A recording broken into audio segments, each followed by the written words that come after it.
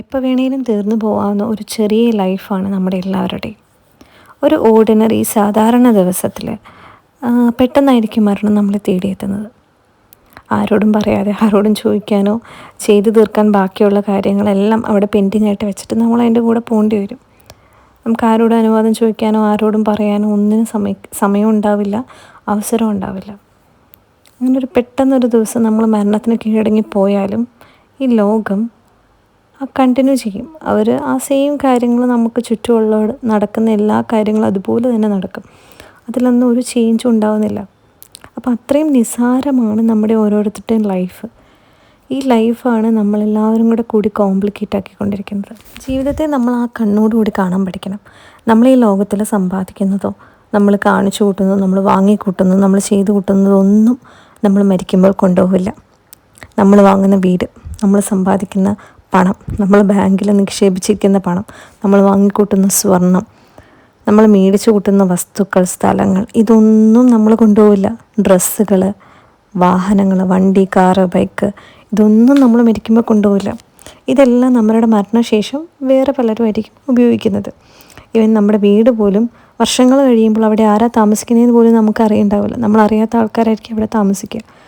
എന്തിനു പറയണോ, നമ്മൾ മരിച്ചു കഴിയുമ്പോൾ നമ്മുടെ ഫോട്ടോ നമ്മുടെ വീടിൻ്റെ ചുമരിലൊക്കെ തൂക്കുമായിരിക്കും. മക്കളോ അല്ലെങ്കിൽ ഭാര്യയോ ഭർത്താവോ അല്ലെങ്കിൽ അച്ഛനോ അമ്മയോ ഏത് പ്രായത്തിലാണോ മരിക്കുന്നത് അതനുസരിച്ച് അവർ ഫോട്ടോസൊക്കെ നമ്മുടെ വീട്ടിൽ ഫ്രെയിം ചെയ്ത് വയ്ക്കും.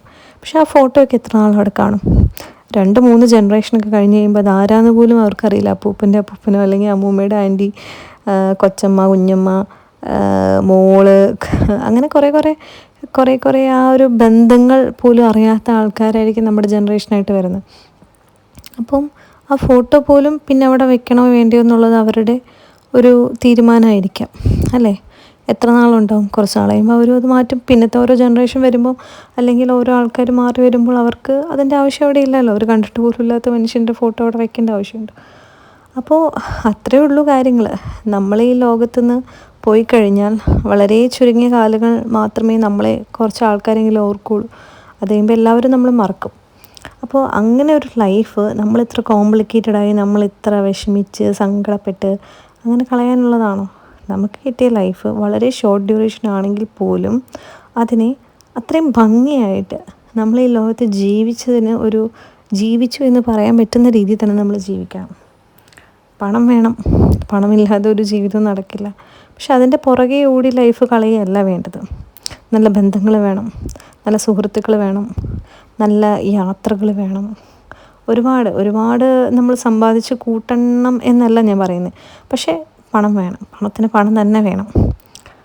അത് നമുക്ക് ആവശ്യമുള്ള രീതിയിൽ ചിലവാക്കുകയും ചെയ്യണം. അല്ലാതെ പണം ഒരുപാടുണ്ടായിട്ടും പിച്ചക്കാരെ പോലെ ജീവിക്കുന്ന ആൾക്കാരുണ്ട്.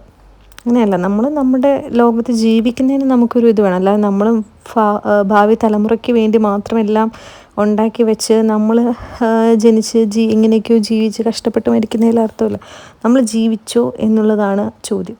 മരിക്കുന്ന സമയത്തോ അല്ലെങ്കിൽ ആ ഒരു ടൈമിലൊക്കെ നമുക്കൊരിക്കലും റിഗ്രറ്റ് ഉണ്ടാവരുത്, നമ്മുടെ ജീവിതം നമ്മൾ വേസ്റ്റാക്കി പോയിന്ന്. അപ്പോൾ അതുകൊണ്ട് നല്ല രീതിയിൽ തന്നെ അത് ജീവിക്കാൻ പറ്റണം നമുക്ക്.